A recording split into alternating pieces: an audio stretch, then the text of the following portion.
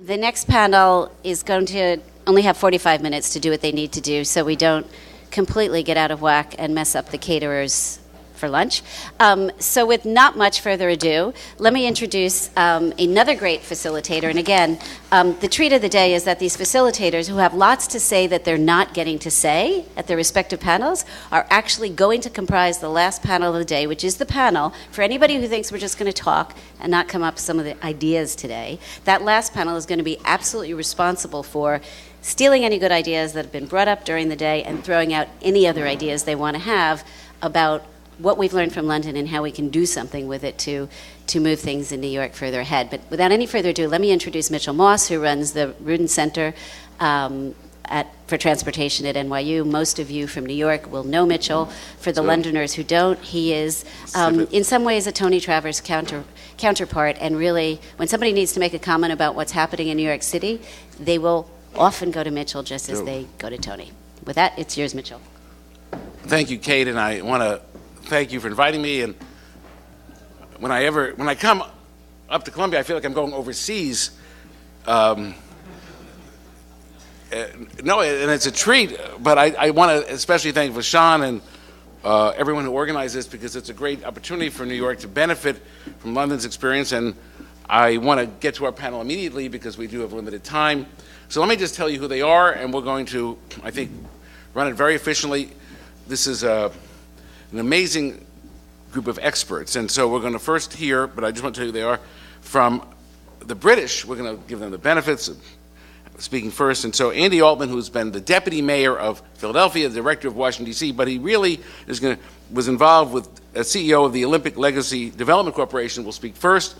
Then we're going to go to Seth Pinsky, who's the president of the New York City Economic Development Corporation. Seth was brought in explicitly to represent the city of New York dealing with the World Trade Center site.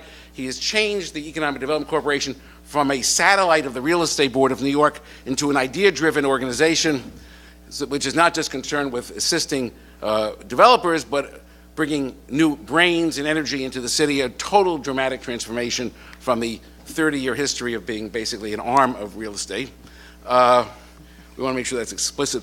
The next speaker is the Baron Houseman of London today, Ian Lindsay. He is responsible for buying up the property for Crossrail, for managing it, but he's not getting a piece of the action, and we're going to learn from him.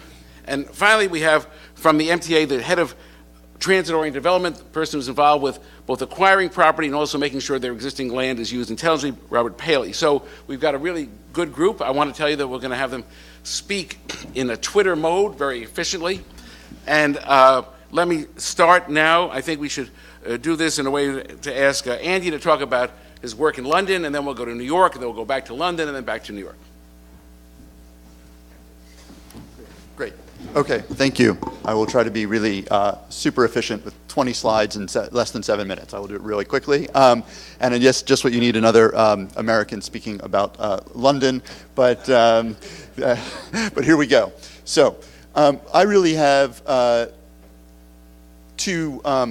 have two big points, if nothing else, if you get nothing else out of what I want to say, which is that the London Olympics was really about an excuse to do a major infrastructure project tied to the growth of London and its positioning as in the competitive space of the global economy. And you've heard from Nicky and you've heard from others about the long history of the positioning of London and its development. And the Olympics was, in a sense, a vehicle to help deliver a piece of that, a £9 billion project to essentially redistribute resources from national to support local regeneration with obviously huge national consequences. Secondly, that the Olympics that you saw was the consequence literally of that 30-year march of policy and vigilance to create that. I mean, it was not something that was just thought up because they won the bid and then had a post hoc rationalization of, oh, how will this work?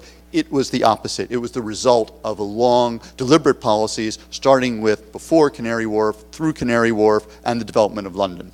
So, London wins the Games 2005. This is what you saw of the Olympic Park, 600-acre site in East London. Nicky's slides captured this well, area of great social deprivation, but an area actually close into London and tied to transport, and how do you unlock that land and also create regeneration. But this number is the one I want to point to. Isabel's slide, this is London's population today. It is 500,000 more people than they thought it would be today. And so really, the Olympics is very much about how to prepare London for its growth. Also, as Isabel said, London, that growth occurs within a context of a very flat, a much more horizontal city in terms of density.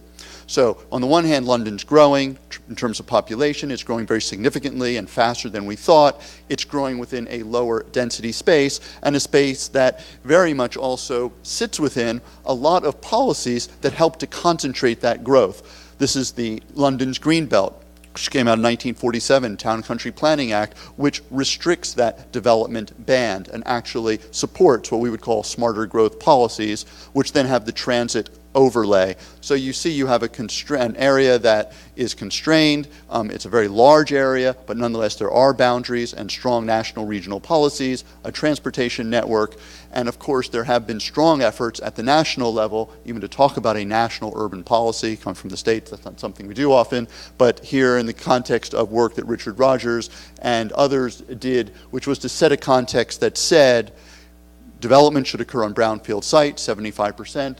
Of development should have compact urban development built on transport. We should focus on brownfields and really support urban regeneration. So again, this is the continuity of policy context from green belts from 1947 through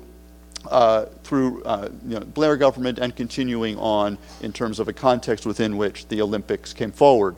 Now, all of that then says, how will London grow? The city's growing. It's going east to west, as Isabel showed, along the Thames. You can see these opportunity areas where both employment and population are growing. So, bottom line, London's future was very much how to look east. And looking east was going from the city, the traditional sort of financial center of London, and going out to Canary Wharf and continuing out to the Olympic Park.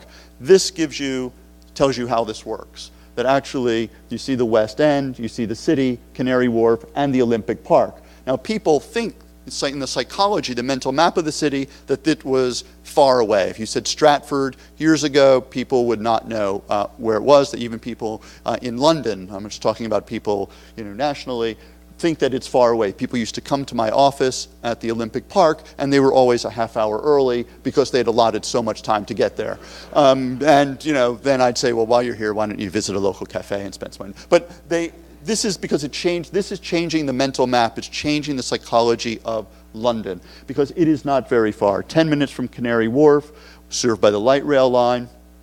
You'll hear about Canary Wharf later. From the financial district, 10 minutes, and even from the West End, 20 minutes. So sitting on this, and this is the important point for the conference today, an extensive transport network that came into Stratford, but there's 600 acres of land around it, brownfield industrial site that could not be unlocked. And the key, moving from Canary Wharf as the financial center, 2 minutes, I got it, to the next stage of London's growth was how do you unlock that? And looking for an excuse to create over 200 different freeholds, put that together to unlock this potential sitting on a transport network. And that was the challenge. And the Olympics was really, the excuse was really a great opportunity to do that. When Ken Livingstone became mayor and was looking for how to support regeneration, I think, Nicky, it's fair to say it's not that he was the biggest sports advocate in the world, it was about regeneration. And knowing that this is where he needed to go, and how do we get there? And when they won, it was about getting that £9 billion. Imagine a £9 billion stimulus project in 600 acres of your city, right? It's a pretty significant push for what happens. This is the look east, just to show you the low density landscape, but it also shows the movement of regeneration in London, going from Canary Wharf in the backdrop and moving east to what is the Olympic site. And so that's really the story. I mean, that's in a nutshell. I could show you lots and lots more, but it's taking a site like this that sits just in the backdrop of Canary Wharf there, and this is what it looked like in 2005 when the bid was won, 2012 at Games, and importantly, this becoming a piece of the city built on the transport network. and it's also being future-proofed in the sense that a station was built to accommodate even the Eurostar so that it can stop at Stratford. Nicky spoke about this again, so that not only is there the 500+ billion pounds of upgrades to all the tube lines, overground, everything to serve Stratford to make it the fourth busiest transport hub in London, but also its connections to Europe. So this site then becomes not only of local significance, but of international significance of the positioning of London in the global market and creating the land opportunity built on transport, which is how London goes about economic development, very much tied to transport. The Olympic expenditure, and this I think is an important quote, says that the way the Olympics was looked at was that 75p of every pound was spent on infrastructure that could be reused for the positioning of this site for its regeneration. And that's a different way of looking at how to do these large event-driven projects. It was thought of first, what's the regeneration, and then how do we make sure that what's done for sport will fit into the larger regeneration story. So I think that's the message that London has to tell the world about what it did with the Olympics, and what you saw on the screen and what you see in the pictures on TV about the stadium, etc. Underlying it is this very important story about how London used this to support its growth, its transportation infrastructure, and its position competitively. And I'll end on that. Even though there are other slides. That's it.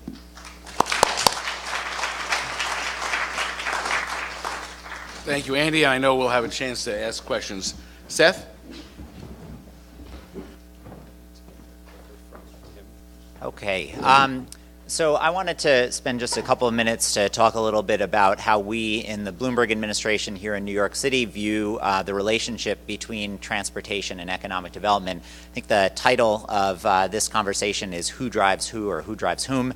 And our answer is both and each. If that's helpful. And what I mean by that is that I think you can find examples here in New York of where economic development was driven by existing transportation. You can find examples of where transportation projects were driven by where economic development has taken place, and then you can find examples of projects where the two are developing hand in hand. And I'm going to just spend a couple of very brief minutes talking about examples of each of those. And interestingly, I'll just note in passing that actually each of the projects, I realized as Andy was talking, each of these projects actually grew out of New York's bid for the 2012 Olympics as well.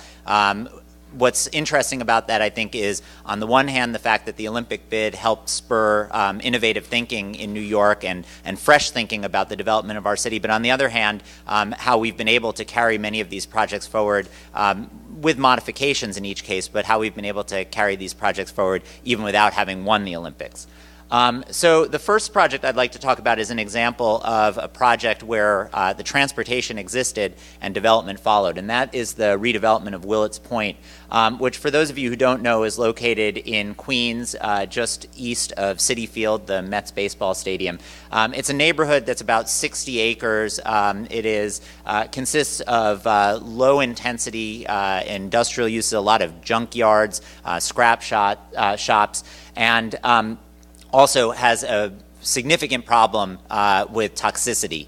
This is a neighborhood that was an ash heap dump for many years, and then has had open industrial uses since. When the city looked, though, at this area, what we saw was, A, it was centrally located, and B, it was at the confluence of major road infrastructure, and also was right on the Long Island Railroad and the number 7 subway line.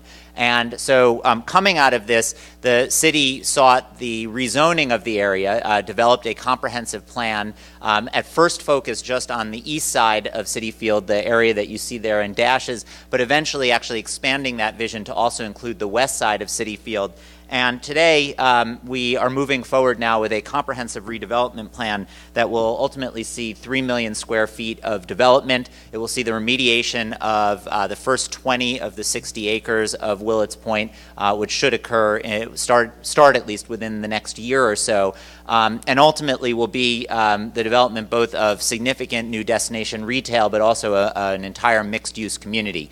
And as you can see, transportation plays a critical role in this. Really, it all comes together at the subway line, which you see in the bottom in the center, and the Long Island Railroad line, which is right behind that. And here are a couple of additional pictures of what the area will look like. The next project that I wanted to talk about is the opposite, and that is where economic development actually created the need for new transportation. And this grew out of not just rezoning, but also major demographic changes that have taken place in the Brooklyn and Queens waterfronts over the last 10 to 15 years. And what you've seen there is not just the city rezoning much of that waterfront for new residential development. In fact, there's the capacity to build something like 20,000 units of housing along the Brooklyn and Queens waterfront, but also the change that's occurred as young people have moved out of the traditional areas of Manhattan where they lived, the East Village and elsewhere, and started moving into areas like Williamsburg and Greenpoint and Long Island City. And because of that development, the transportation infrastructure that existed there became strained. The city, observing this, thought that it was important for us both to connect these neighborhoods with one another, but also to make sure that we were connecting those neighborhoods with the Central Business District, Lower Manhattan, and Midtown. We thought about many different options, whether it was trolleys or additional subway lines, and what we came up with instead was a much more cost-effective program of ferries. We invested somewhere around $10 million in capital to create the infrastructure, and then are now paying something like $2.5 million a year in operating subsidy. And the East River Ferry Service, and we have a picture of it in case you don't know what it looks like, has been an enormous success. In the first year and a half of operation, almost 2 million people have ridden it, which is actually twice the number, I believe, of riders that we thought were going to ride for the first 3 years, and that's happened now in half the time. So a great success, and I think a great example of green transportation infrastructure that's done in a very cost-effective way. The last project that I'll talk about is one that I think has been discussed earlier, and so I won't go into a lot of detail, but it's one where transportation and economic development have been occurring hand in hand, and that, of course, is Hudson Yards. And Hudson Yards is going to be truly transformative for our city. It's going to create a third central business district in Manhattan. It's the redevelopment of 360 acres. It's going to see tens and tens of millions of square feet of new residential, commercial, and retail space developed. It also is where the first major expansion of the subway system in a generation has been underway in partnership with the MTA using a very innovative financing structure, which I think is going to be discussed later at one of your sessions. But what you're seeing now is the development of this area with the signing of the first 3 major tenants for the first office tower that Related is building here, happening at the same time that the transportation is occurring. And really, this is a truly integrated story of transportation and economic development because neither could have happened without the other. There is no way that you would have had companies like L'Oreal or Coach or SAP signing leases for a neighborhood like Hudson Yards if the transportation infrastructure weren't underway. And the fact is that the transportation infrastructure would never have been affordable if the promise of development hadn't been out there and the bond market hadn't believed that there in fact were going to be revenues available to pay for that transportation. So to sum up, what I would say is in terms of the answer to the question of who drives whom, it really depends. And I can say that as a lawyer very comfortably. That's the kind of answer I like to give. So I'll end with that.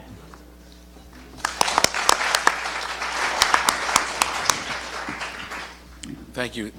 That covered so much of New York so efficiently. I'm now pleased to have, as I said, someone Kate Ascher told me was the Baron Houseman of London, Ian Lindsay, to talk about the work he's doing at Crossrail. Ian? Okay, thank you for that introduction. I've occasionally been described as a robber baron, but never as a proper baron before, so there's a first time for everything. Okay, from a rail perspective, Crossrail is one of the most amazing, large and complex infrastructure projects ever undertaken. It's 118 kilometres from west to east and includes 21 kilometres of twin-bore tunnel right under the centre of London. But importantly, it will also create some wonderful new buildings and public spaces, places that we hope residents, visitors, employees will enjoy for generations to come. As a £14.8 billion programme, it's easily Europe's largest infrastructure project, representing about 1.5 times the 2012 Olympics in terms of physical investment in the ground. All the bodies that are identified on this page have committed significant sums to Crossrail, the most coming from Transport for London and the Department of Transport. However, as part of this funding matrix, I'm targeted with delivering £500 million from some of the property opportunities above and around our stations. Two of the main property beneficiaries of the project, Canary Wharf Group and Berkeley Homes, also deliver about £150 million each by building our stations for us at Canary Wharf and Woolwich respectively. And in addition, some £300 million of the TfL contribution will come from the Community Infrastructure Levy, a tax on property development in London. So more than 1.1 billion of the total project comes directly from real estate. And that's really the reason that I joined Crossrail, because Crossrail is the first rail project in the UK which must generate profits from property development as part of our core funding package. My job is to use our stations as the foundations for buildings that will deliver a commercial return, and precisely because property is central to our business plan, Crossrail is also the first UK rail project that has designed the stations, the overstation development, and the surrounding urban realm as one integrated package. Our ambition is to deliver high-quality places and a lasting legacy for London, both because we think that's the right thing to do and because we think it will help our bottom line.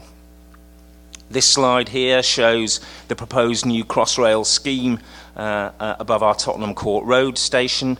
It's number 1 Oxford Street, for which we were granted planning permission in April last year. The development will deliver about 380,000 square feet of new offices and retail in 2 buildings, as well as London's first new West End theatre for a generation. And the buildings also sit at the heart of a new urban realm strategy for the area.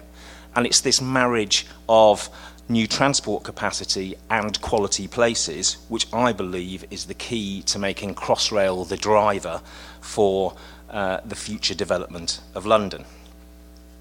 Now, looking at the link between railways and the economy, it's clear that Britain relies on rail.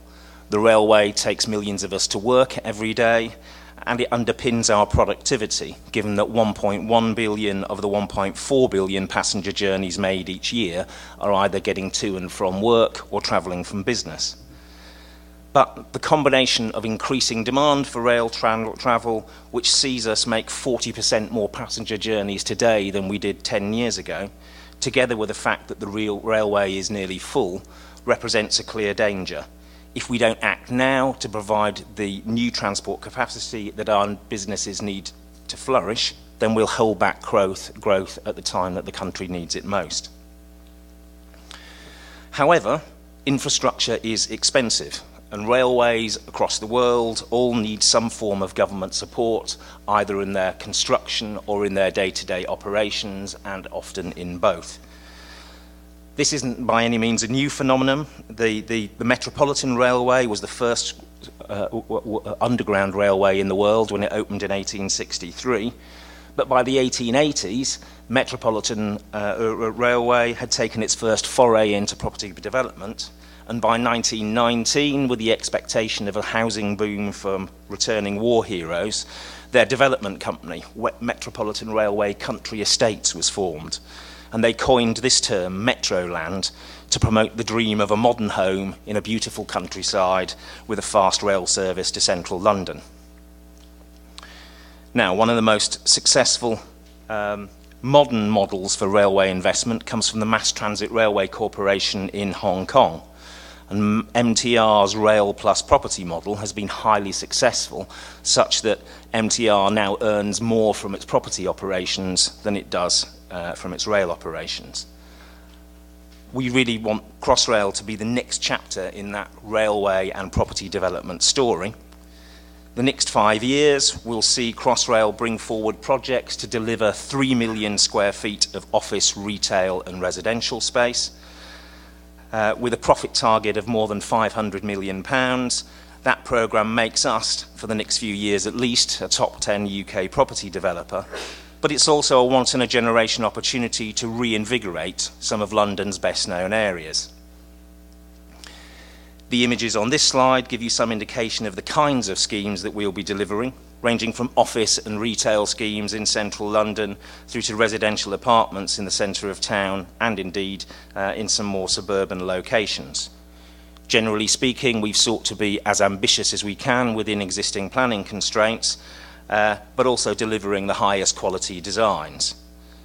Our ambitions, importantly, also extend to public realm improvements, where we've put in place master plans for all of our stations in partnership with the local authorities, so that when you arrive at or come away from a Crossrail station, you'll walk through vibrant and permeable spaces where you'll easily be able to find your way to your next chosen means of transport, or indeed stay a while and enjoy a coffee and watch the world go by. In summary then, I'm proud of the real estate that Crossrail's delivering, and I believe that these projects will have an important role in transforming and regenerating a number of key locations. But what we can bring forward on land within our own ownership is only a small part of the impact that Crossrail will have on moving property in London forward generally. That's why we commissioned GVA last year to look at Crossrail's wider property impact. And the headlines from that study are that Crossrail will track this 18% growth in value over and above the rising market baseline.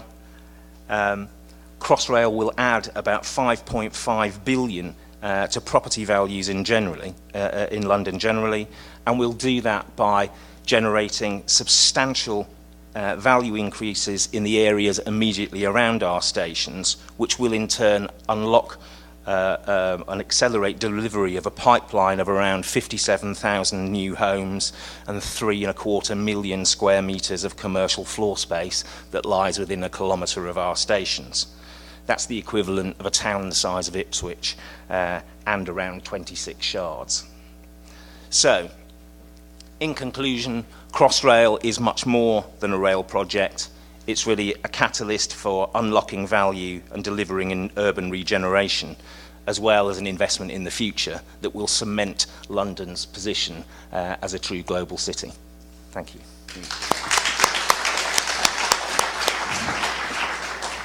Let me now introduce Robert Paley. I'm going to just try and expand on, I don't have slides, so I'm just going to expand on a couple points that some of the previous speakers have made. First, the three major projects, as Seth pointed out, the Hudson Yards area, the Brooklyn Queens waterfront, and Willets Point, share sort of a common issue, which is that they all represent I think the great challenge of the past 30 years, which was how do you revive the urban core and how do you deal with the former industrial areas? And each of these sites, I think, in a way, has a different transportation component to it. And the West Side Yard clearly, Hudson Yards needed new transportation. Less clear on the Brooklyn Queens waterfront. I'm going to talk a little bit more about that. And Willets Point clearly has a lot of transportation capacity there. The relationship between value and transit investment has clearly been in the New York region. You saw a slide earlier this morning that showed the major investment in the subway system in the 1900s to the 1930s, followed by a surge of growth in New York, sort of a parallel growth in New York. Then there was a period of disinvestment in transit, but investment in highways, and that was paralleled by huge amount of growth in the suburban areas where you had suburban office parks, huge amounts of housing development throughout the metropolitan area. And then, unfortunately, the disinvestment in the transit system played itself out in parallel with the decline in New York City, so that the unreliability of the system, if anybody was here in New York 30-some years ago, you would know that if you got on a train, on a subway train, on any given day, you didn't know if you were going to make it to your destination. The breakdowns were, by the measure of our system, is mean distance between failures was 7,000 miles, a train would break down. Today, that's 170,000 miles. So you would probably not get to your destination every couple of days. Subway ridership plummeted. It was down 17% in the 1970s. And the population of New York City declined by 5%. So the past 30 years has seen an amazing resurgence in New York City. And it's been paralleled by an amazing amount of investment. One of my colleagues calls our subway system and metropolitan and regional system the daily miracle, because we move so many people. But it's a miracle that requires a significant amount of funding. And that has been going not only into a state of good repair, but it's been going into system upgrades. So just to highlight the incredibly important issue of system upgrades, I want to talk just for a minute about not a new line, but a line that was really declining significantly. It's the L line, which many of you know. And in the 1990s, it connected some neighborhoods that were all generally either declining or pretty poor.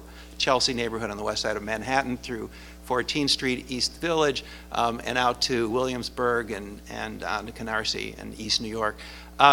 Ridership was so low that when the Transit Authority decided to invest in a new signal system, they chose the L train because nobody was riding it. So they thought this would be a great test case for this new communications-based train control system. So they invested hundreds of millions of dollars, upwards of $1 billion by the time you bought new cars and invested in signals. Well, nobody could have predicted Williamsburg, Chelsea, the explosion of these neighborhoods. And the capacity is there today because that signal system is now in place. It was completed in 2011. And ridership on the L train tripled from 1996 to last year. And on the weekends, it's more than tripled. You can't, it's packed on Saturdays. So the reason I mention that is because when you look at Willett's Point as being a major new area of opportunity, number 7 train is going to get the same signal investments. And we have other lines that have 70-year-old signal systems that also need that investment. That's where we need to find money, and you heard from Jeff Zupan earlier, that's a critical issue. So I think that the real issue as we think about New York City is really one of infill. It's not new development areas. Hudson Yards has been dealt with. The waterfront of Brooklyn and Queens has been dealt with from a zoning perspective.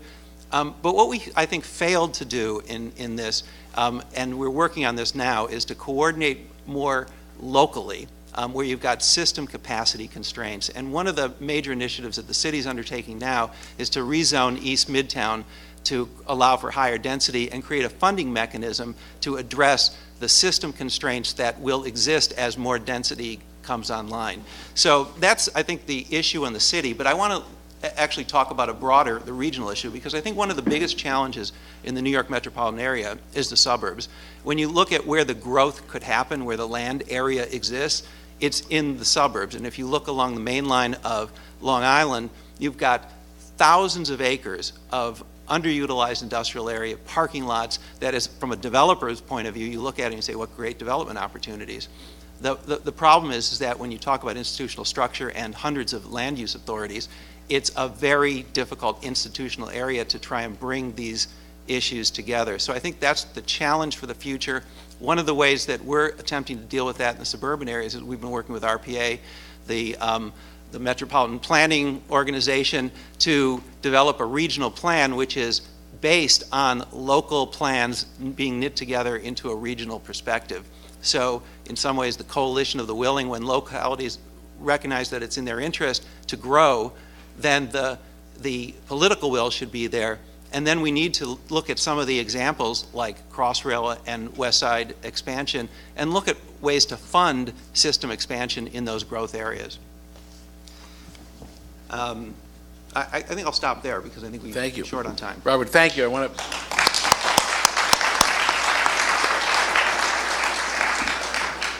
thank our panelists because they have been terrific about making sure there's time for discussion. And so we have about, I think, 15 minutes in the schedule to allow questions to them if they have comments on each other's. I just want to make sure that everybody knows if you have a comment, this is the time. We have microphones as well. So I want to invite anyone who has questions either about Crossrail or some of the work in New York to feel free to go to the mics. Yes. You have to identify yourself if you can. Yeah, I already identified myself. I actually want to bring another case But study. do it again. Sure. I'm Christopher Zija. I'm an undergraduate at George Washington University, and I came from Washington, interning at HUD, and have had previous ties with the urban lands too. So I lived in Ile-de-France for 8 months last year in 2012, and have been following the Grand Paris Express project, which was proposed by Nicolas Sarkozy, the former French president, in I think 2008, and has been carried out by François Hollande. And so one of the really big contentions within French planning, of course, the French state's really centralized. Can I ask? We want the question, not the statement. Sure. Well, I'd like to follow. Okay. Could I follow it up with some background a little bit? What I'm really. Let's get to the question. Let me get to the point. Okay. The point is basically what the French state does is it considers on the one hand whether it should focus more on growth in planning the new Grand Paris Express Metro, which encircles Paris, or should it focus more on social equity issues? And so what I'm wondering is, here in New York, what do you see? You've proposed, I know Mr. Galey has proposed a few different options for transit. So what would a social equity system look like, as opposed to one that's solely focused on economic growth? And what sorts of variances might lie in the spectrum between the two options? Thank you. So let me just say, as a professor, the first thing you should learn, the difference between New York and Washington, is that we actually distinguish between a statement and a question. Okay. This is not Congress. Okay. Seth. So I guess what I would say is that we view the growth of the city's economy as the key to addressing many of the social equity issues that we face here in the city. Like all major industrialized countries, and cities within those countries, we in New York City are facing an issue here with people who are highly educated and have high skills being in high demand, and people who are less highly educated and have fewer formal skills having a difficult time finding employment. That's something that is key from our perspective to addressing. I think, first of all, the projects, the investments in and of themselves begin to help to address that. They create many, many jobs, construction jobs, and the knock-on effect that those construction jobs produce. That is a very important part of employing people with less formal education in some cases in the city. And so I think the projects in and of themselves begin to address that. But the projects that we're talking about also have elements of social equity that are part of them. And I'm not sure that's how they would be characterized when they're introduced. But in fact, that's the case. I mean, you look at a project like Willets Point, 35% of the housing that's going to be created in Willets Point, and we're talking about hundreds and hundreds of units of housing, 35% of that is going to be affordable housing that is going to be affordable to people of various income levels. Also, the development is taking place in an area that is surrounded by neighborhoods with real challenges, neighborhoods like Corona and Elmhurst. And this neighborhood is not only going to provide employment opportunities for the people in those neighborhoods, but is also going to provide services from which they're currently isolated. And you see that in development projects all over the city. So I would say that first of all, the two go hand in hand, and second of all, that there is a particular emphasis on the question of helping those who are less fortunate here in New York in everything that we do. Thank you. First, I'm very pleased. I didn't know that Willets Point was giving 35% of affordable housing, which is way higher than the certainly adjacent areas. Yeah. And then if you have a question, go to the mics as well. Hi, my name is Emily Sinitsky. I'm in the preservation program with GSAPP, and you kind of answered my question a little bit with the last one, but I was wondering if you find a skepticism or resistance from the residents in these regeneration areas or the outer boroughs in terms of transportation and development, and what are some of the ways you consider the impacts of the current populations in terms of, are these people going to be displaced, and if property values rise, is that a concern for the current residents? Andy, there were people always ask that question about the Olympic Park. Does that have a displacement effect? Yeah. Well, first of all, I mean, the Olympic Park in London not have a lot of residential a lot of residential displacement, so it was mostly business displacement, and most of those were all relocated and reestablished. But I think the broader question you're asking about, because there's a lot of concern in the communities, because these were the poorest, some of the poorest boroughs and poorest neighborhoods in the UK, was what would be the gentrification effect and when people start to get priced out. So we similarly, as Willis point, 35% was also adopted of all housing built in the Olympic Park, which will be up to 8,000 units of housing, will be affordable at different levels. The Athletes Village, which was 3,000 units of housing, 50% of that was made affordable.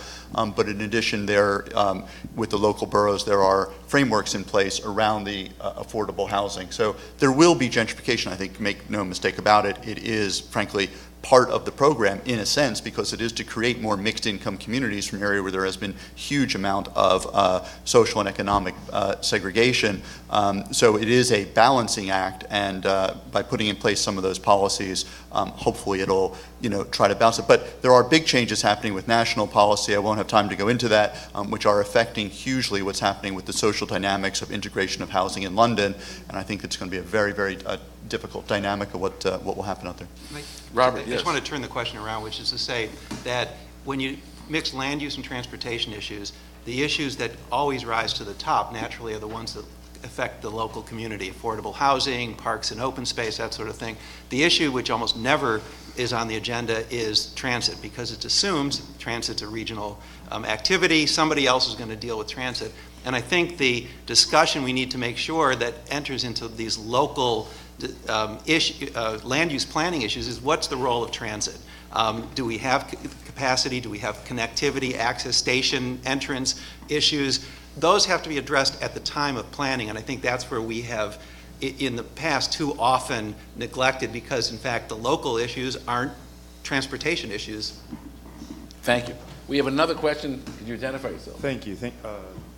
So my name is Fernando Arias, and I am a graduate of the GSAPP Urban Design Program, and I'm currently at SEPA studying MPA, currently with Energy and Transport.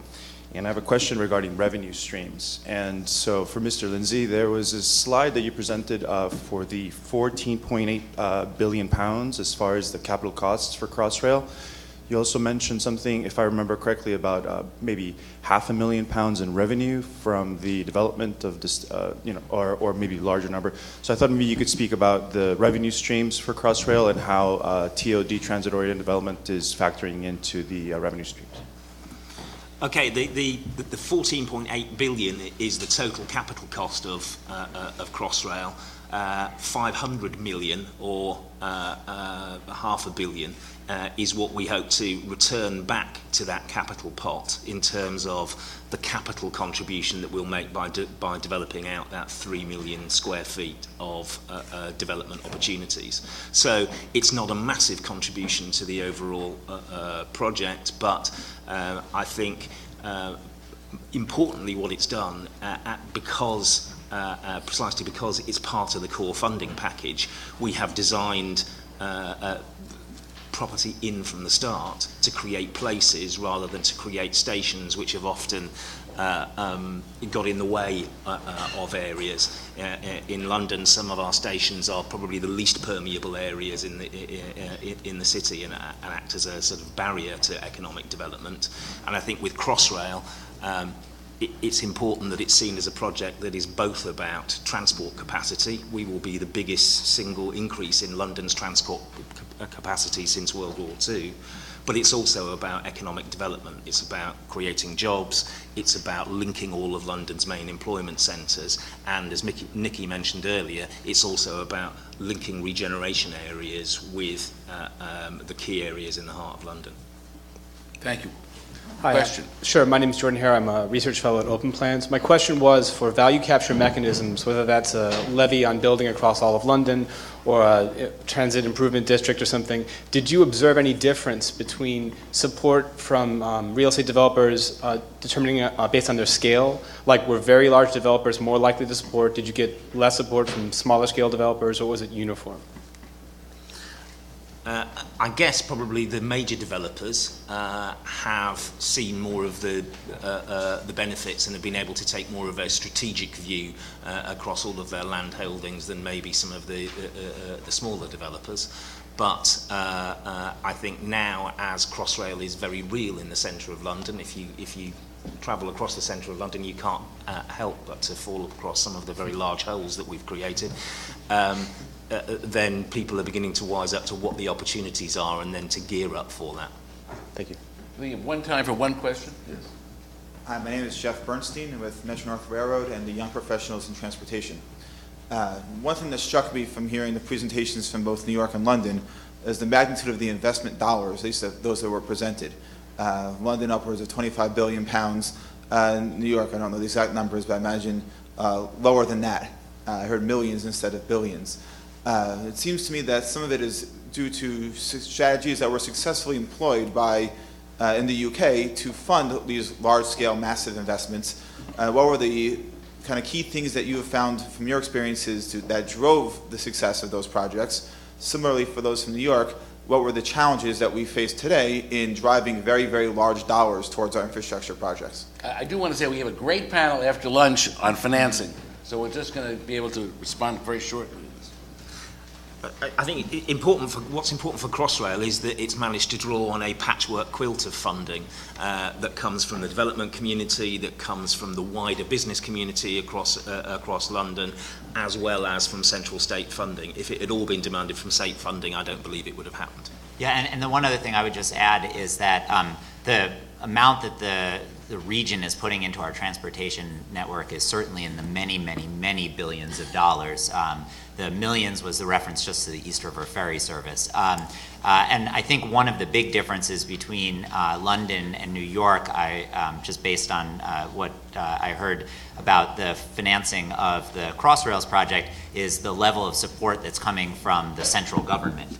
I think that the city and the region have been very creative about trying to develop new funding sources to pay for our transportation needs, but we're getting increasingly lower investments from the nation as a whole, and that's a challenge that's very difficult to overcome.